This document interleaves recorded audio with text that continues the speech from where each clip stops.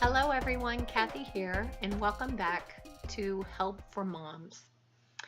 I was talking to my daughter the other day and asking her if she had any suggestions for a subject to talk about on my channel. And the one that she suggested that I talk about is making mistakes and forgiving yourself. So I want to talk about this subject a little bit today and maybe some things, just share with you some things I did when I was a mom with my children. And you'll find creative ways of dealing with this as a parent with your children as well, I'm sure. So there are no perfect parents. I hate to tell you. But we like to think that we are doing the best we can and giving our children everything they need. And I think good parents are always thinking in that direction and want to be the best parent that they can be for their children.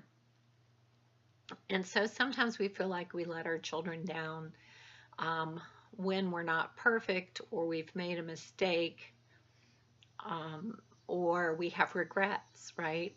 So I think, though, what's important in those moments is to first realize that we're human, give ourselves a break, and realize that we are human.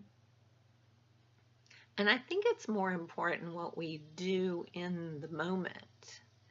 So, being able to put ourselves in our child's shoes and being able to say, I wonder how they're feeling right now, and being able to reach out and put action towards that to make things right.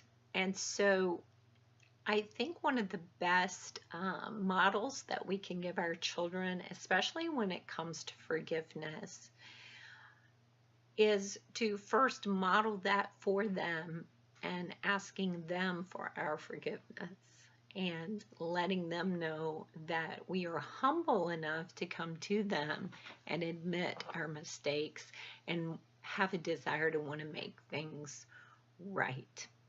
And I remember with my children, especially if it was a situation where maybe they were angry and I was angry in a situation and we were at a standstill together, right? Like we weren't making any headway because the situation is so emotional and they were mad and they weren't talking and I was mad and I wasn't talking or whatever.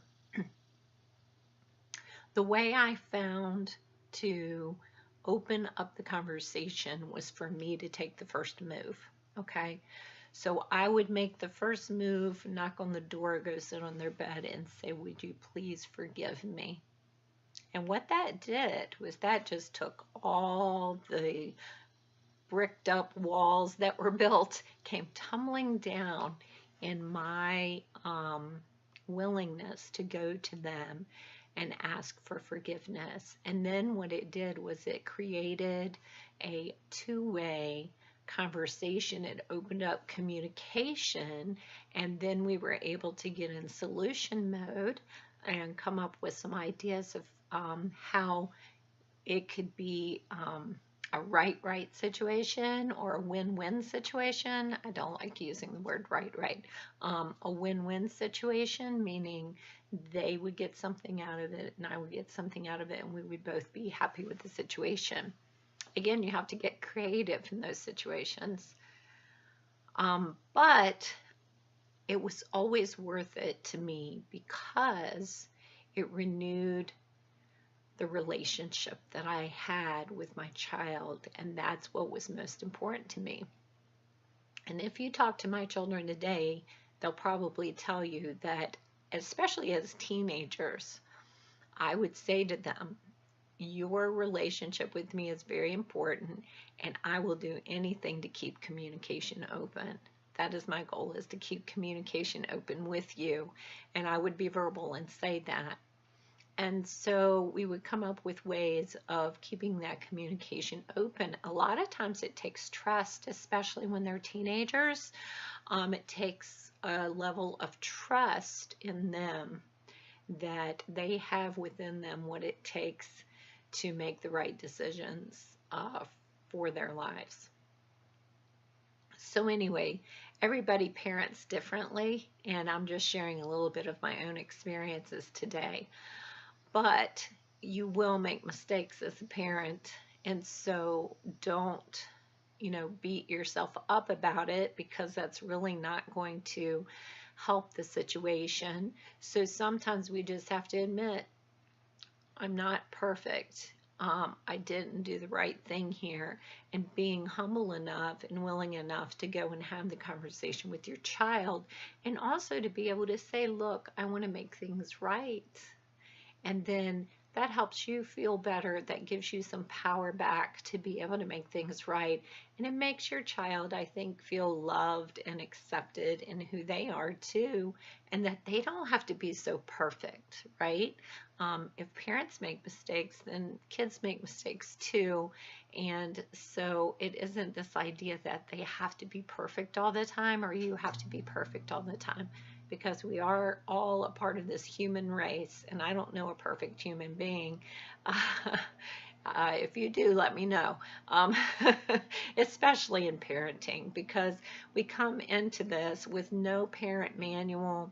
There are a lot of things that we have to learn on the fly, and just be open to being who you are.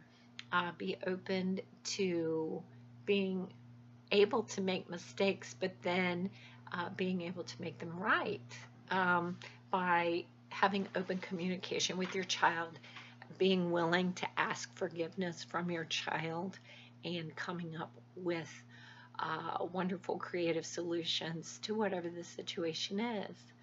But, they might be pretty relieved that you're not perfect and that they don't have to be perfect. So it could be a relief for a child too, I believe. But in this parenting thing, you are not alone, and you're doing the best you can. And give yourself a pat on the back for caring and being a good parent, because that's when, there's concern if you didn't care, right?